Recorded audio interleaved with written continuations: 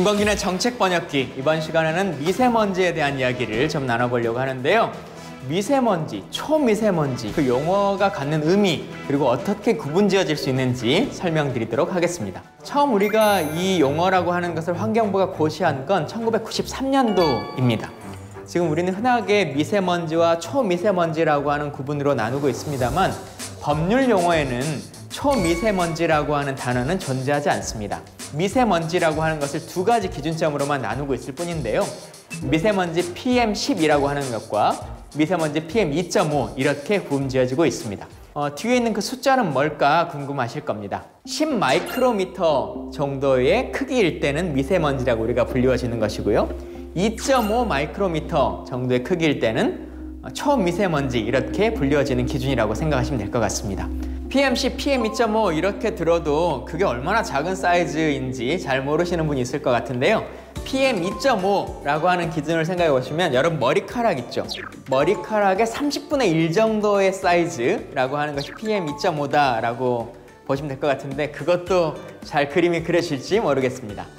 먼지는 기본적으로 수분을 담지 않고 있는 고체 상태에서 공중에 떠다니고 있는 것, 이것을 먼지라고 우리가 불리우고요. 입자상 물질이라고 하는 것은 흔히 스모그, 안개, 매연 이 모든 것들을 포함한 액체 상태와 이 모든 것들을 포함한 공중에 떠다니는 물질이라고 생각하시면 될 것 같습니다. 근데 입자상 물질을 우리가 단순하게 먼지라고 초미세먼지라고 하는 이름으로 칭할 때처럼 먼지라고 불리워지다 보니까 몇 가지 오해했던 일들이 있었는데요. 작년에 미세먼지의 주범이 고등어다 라고 하는 기사 많이들 보셨을 텐데 그러면서도 정말 이게 말이 되는 소리인가? 라고 하는 생각을 하실 텐데 고등어를 구울 때 발생하는 탄소와 여러 가지 화학물질이라고 하는 것을 지표로 말할 때 PM2.5 정도의 문제가 발생한다라고 하는 것을 환경부가 발표를 했었는데 그것을 받아들이면서 PM2.5니까 초미세먼지인가 보다 이렇게 기사가 나가면서 오해했던 측면들이 있죠. 그런 오해점들을 이제 좀 해결하고 국제사회 명칭으로 좀 바꿔나가자라고 하는 이야기들이 커져 나갔기 때문에 환경부도 이에 발맞춰서 국제사회가 말하는 기준점으로 용어를 변경하겠다라고 선언했는데요.